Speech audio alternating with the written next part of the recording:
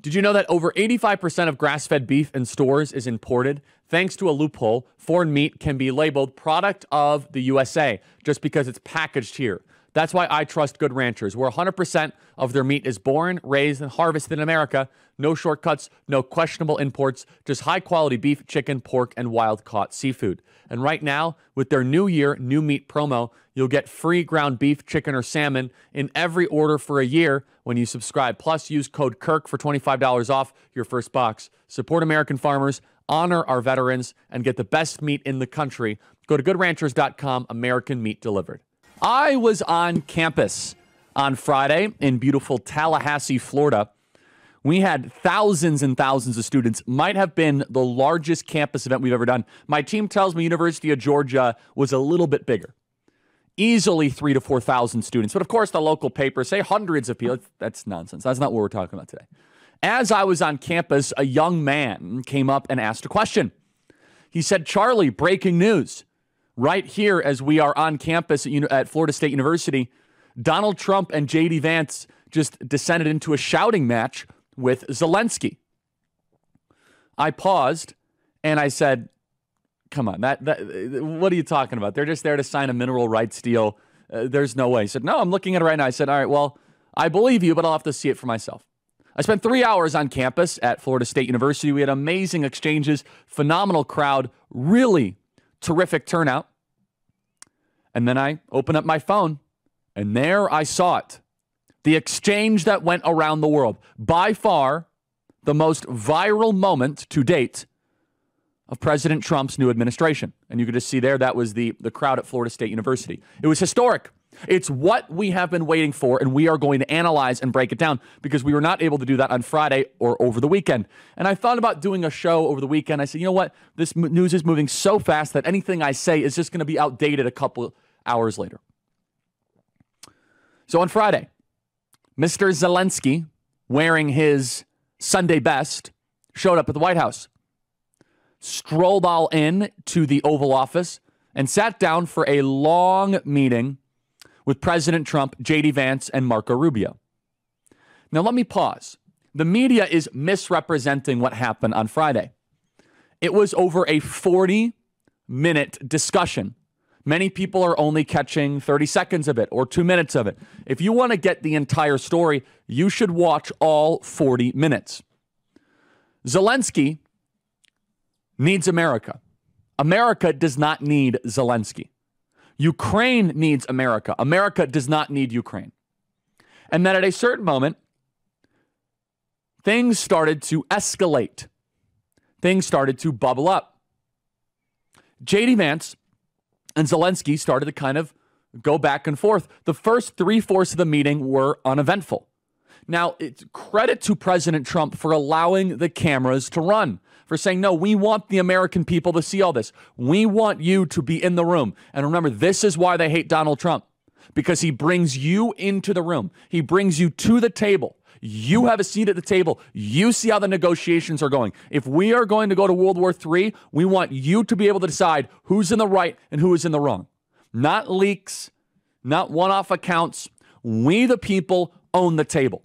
Under Joe Biden or that entire regime, they never would have thought of bringing in the press for 40 minutes, which, again, I just find so laughable. On campuses, some of these liberals will say, oh, Donald Trump is attack on the free press. Attack on the free press. He let the press for 40 minutes in the Oval Office uninterrupted get the best ratings for daytime TV that they've ever seen. So I want to play some of the longer cuts here, intentionally, just to kind of set the table. J.D. Vance, in this nearly 2-minute clip, and it's very, very rare for us to play a 2-minute clip here on this program, but it's worth it. It's historic. We want to play it in context. This started to bubble up. And J.D. Vance asked a very simple question. Do you think it's respectful to come to the Oval Office and attack the administration that is trying to prevent the destruction of your country? Zelenskyy got very mad. All Zelenskyy had to do was just say, I love America. Thank you, America. I'm so thankful for America. America's wonderful. Thank you, thank you, thank you. That's all he had to say. But Zelenskyy can't help himself. Something about Zelenskyy and how he feels or his attitude, or there's something more sinister going on. I think there's somebody in Zelensky's ear, and I'll get to that. I think there's either Senate Democrats or deep state actors in the Central Intelligence Agency that are undermining President Trump's potential win here in Ukraine that got in Zelensky's ear, saying that there might be some that trying to undermine this deal quietly because this was a masterclass by President Trump and J.D. Vance. But you have to wonder, was Zelensky sent on a kamikaze mission to blow this up? Here is the long tape. It's nearly 2 minutes of one of the more historic moments in American diplomacy ever caught on camera, play cut 22. I'm talking about the kind of diplomacy that's going to end the destruction of your country. Yes, but if you are not strong... Mr. President, with respect, I think it's disrespectful for you to come into the Oval Office and try to litigate this in front of the American media. Right now, you guys are going around and forcing conscripts to the front lines because you have manpower problems. You should be thanking the President for trying to bring an end to this conflict. Have you ever been to Ukraine that you say what problems we have? I have been to. Come once. I've actually watched and seen the stories, and I know what happens is you bring them on a propaganda tour, Mr. President.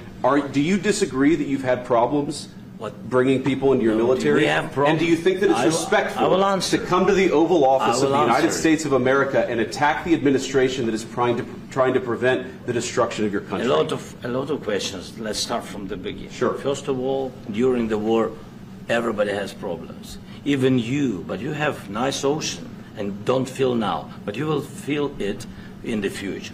God bless. You don't know that. God bless. God bless. You will not have war. Don't tell us what we're going to feel. We're trying to solve a problem. Don't tell us what we're going to feel. I'm not telling you. Because you're in no position to dictate that. Remember this. You're in no position to dictate what we're going to feel. We're going to feel very good. You will feel influence. We're going to feel very good and very strong. You will feel influence. You're right now not in a very good position. You've allowed yourself to be in a very bad position, and he happens to be right about it. From the very beginning of the war. You're not in a good position. You don't have the cards right now. With us, you start having cards. Right now, you don't. Yeah, you're playing cards. Mr. President. You're playing cards. You're gambling with the lives of millions of people. You're gambling with World War III. You're gambling with World War III. And what you're doing is very disrespectful to the country, this country. That's back to you. Far more than a lot of people said they should have. Have you said thank you once? A lot of times. No, in this entire meeting, you said thank you. Even today. You went to Pennsylvania and campaigned for the opposition in October. Offer some words of appreciation for the United States of America and the president who's trying to save your country. We've never seen anything like this. And I just have to marvel at how transparent this administration is. You want to get on what side do you stand on? Do you stand on the side of the foreigner come and begging for money? Or do you stand on the side of America? And by the way, it keeps going, and it kept going, and we're going to keep on analyzing it. We have never seen or heard anything like this, a public collapse of a deal. It never, ever happens on camera. And I think this is one of the healthiest developments in American diplomacy. Sometimes deals don't go the right way. Sometimes they go the correct way. But you deserve to know all the elements involved. If we are going to keep on sleepwalking closer and closer into a war, you should know why. If we're going to get away from Ukraine, you deserve why. To know why. And J.D. Vance asking the question, who are you to say what our country is and is not going to do? And you're going to see in the next clip, in the next segment, what really set off President Trump. Oof, it really set him off. When Zelenskyy was telling Donald Trump that America might be involved in a war against Russia, and Zelenskyy even tries to walk it back. And what an arrogant attitude that Zelenskyy brought into the White House. You have to wonder, did Zelenskyy even want a deal? Of course he does on the surface, but he wasn't acting like it. Before that meeting, he had another meeting at the Hay Adams with Democrat establishment and Republican establishment senators who probably gave him a false sense of confidence. He has the attitude of migrants who are coming to America and Europe. Give me more. I want this. You need to give us that. Well, that's not the way it works with President Trump and J.D. Vance. If you don't respect the Oval Office and respect our country, then you're going to get kicked out. President Donald Trump, to his great credit, stood up for his number 2, J.D. Vance. He saw what was going on here. He said, wait a second, you don't talk to my number 2 this way. You don't talk to my guy this way. This guy loves America. He's my number 2. I picked him. And then President Trump got involved. You see, Zelenskyy thought that he could kind of slap around J.D. Vance a little bit because he's been told by his oligarch handlers that, oh, J.D. Vance is a isolationist, but Trump is with you. Oh, no, no, no.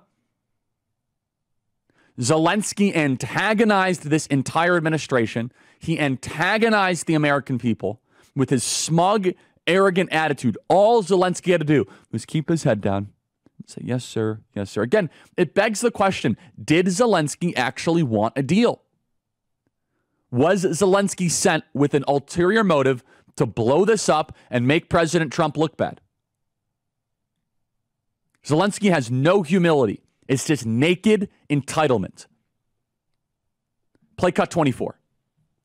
It's going to be a very hard thing to do business like this, I tell you. Just say thank you. I said a lot of times thank you to American people. Except that there are disagreements, and let's go litigate those disagreements rather than trying to fight it out in the American media when you're wrong.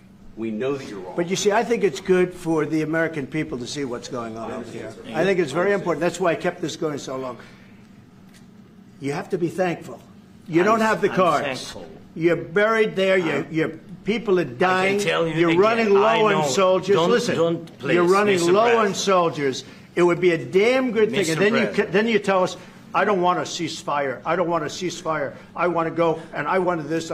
Look, if you could get a ceasefire right now, I tell you, you take it so the bullets stop flying and your men stop getting killed. Of course, we want to stop the war. But you're saying you don't want a ceasefire. But I said to you, I want a ceasefire. With guarantees. Because you'll get a ceasefire faster than an agreement. Ask our people about ceasefire, what they think. That wasn't with me. For you what, that wasn't with me.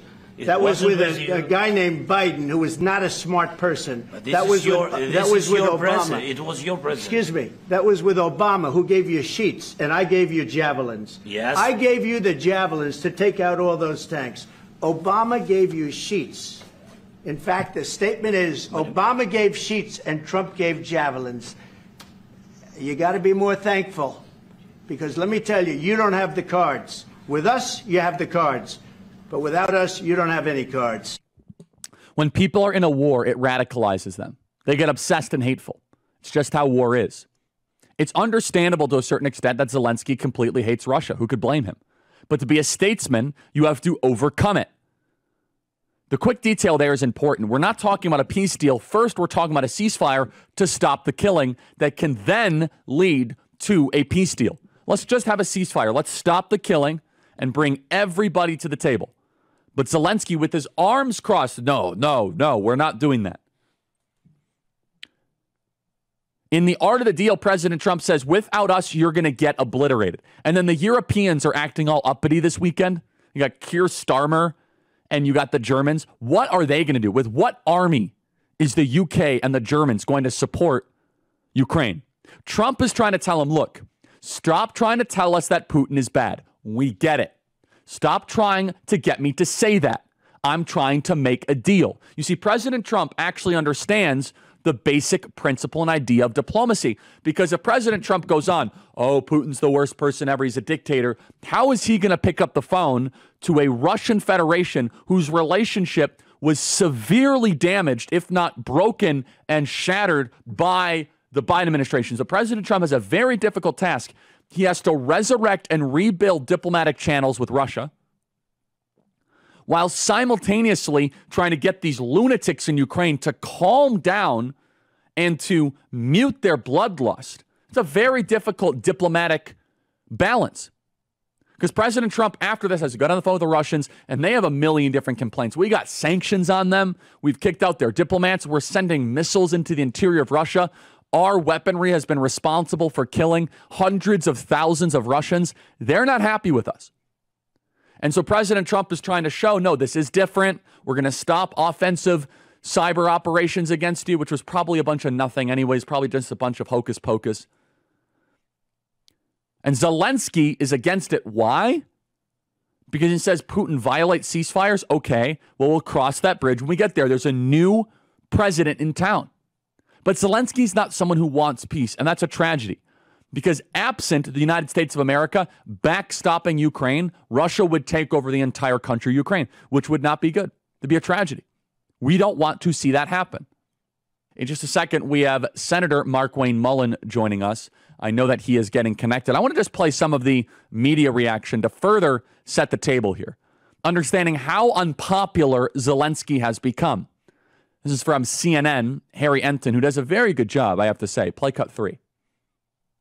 Holy Toledo. Look at this trend line here. U.S. support for Ukraine is too much. Back when the war began, back in February of 2022, it was just 7%. Up like a rocket ship. My goodness. Up now in February of 2025 to 41%. And the clear majority of Republicans, and of course Republicans are in charge of the U.S. government now, 62% of Republicans say that the U.S. support for Ukraine is too much. What a difference from just 3 years ago. I can remember, John, all those backyards in the United States with those Ukrainian flags. Far fewer of them today, as Americans' opinions on Ukraine have changed dramatically. Joining us now is Senator Mullin from Oklahoma, Senator Markwayne Mullin. Senator, thank you for taking the time. Can you hear me? Yes, I can. Good to see you, my friend. How are you? I'm doing good. Sorry about this. My flight out of Oklahoma City or Tulsa got canceled, and so I'm flying to Oklahoma City to get to Tulsa in time. My wife's actually driving me, so I apologize about this. All good. No worries. Well, thank you for taking the time. So give us, what is your reaction of the Oval Office meeting that happened on Friday, the now famous, between Zelenskyy, J.D. Vance, and the president? Well, Charlie, you and I have had discussions about Ukraine funding, and I have been on the side of saying, you know, we have an obligation to Ukraine because of the Budapest Memorandum signed in 1994. The problem is that you don't bite the hand that's feeding you, and it's very frustrating to me when you start having the president, Zelenskyy, who has to have us, disrespect the president and the vice president in that manner. There's no excuse for it, and at this point, it's not our issue. It is the president's position, President Trump's position, to end the fighting. When that takes place, President Zelenskyy, who has to have us, has to listen, because we're tired of funding it. The taxpayers are tired of funding. It's been going on long enough. There's no end in sight. There's no win for Ukraine here. How do you get out and stop the killing, which is what President Trump has made very clear he wants to stop? And then he's saying that he's not ready to negotiate. That's at that point. The President Trump did exactly what he needed to do: kick him out and say, "Come back when you're ready for peace." So what do you think is the path forward? Do you think that Zelenskyy should remain as leader of his country? Should he resign? I mean, this was a blatant disrespect to the United States. What happened in the Oval Office? You know, I don't. It's not for me to say that he should resign or not. I think that's for the people of Ukraine. And Ukrainians to make that decision. I don't want to get in the position of what happened during the Arab Spring, to where Secretary Clinton was making a decision who's going to rule what country. That's been a disaster ever since. What I want to do is keep the taxpayer dollars going to what President Trump wants to spend them for. President Trump wants to end the killing. And at the same time, I think we have a very strong position that we should be able to recoup the money, the billions of dollars we spent by negotiating the mineral deal. If you remember, Charlie, you and I spoke about this mineral deal because Lindsey Graham, myself, Josh Gunheimer, all negotiated that deal, the national security deal, back almost a year ago, that allowed us to have rights to the minerals. We had, in part of the funding that we did a year ago, we had put in there that we have first rights of refusal to the minerals. Now, keep in mind, this is the third largest mineral deposit in the world that we know of. We think that once we get in there, it's going, because right now we know it's valued at almost $3 trillion. We think once we get in there and we actually are having U.S. mining companies using today's technology, we feel like once we get in there, it may be the world's largest deposit. Well, right now we're getting the majority of our rare earth minerals from China. So this would be a huge advantage for us if we were able to get this mineral deal done. At that point, it becomes a national security interest for us, which doesn't make any sense at all why Zelenskyy wouldn't want that deal done, because if we're vested and we have a special interest in getting the minerals done, then that also becomes the national security for us, and we're going to have more people in there to be able to protect Ukraine from Russia's aggression.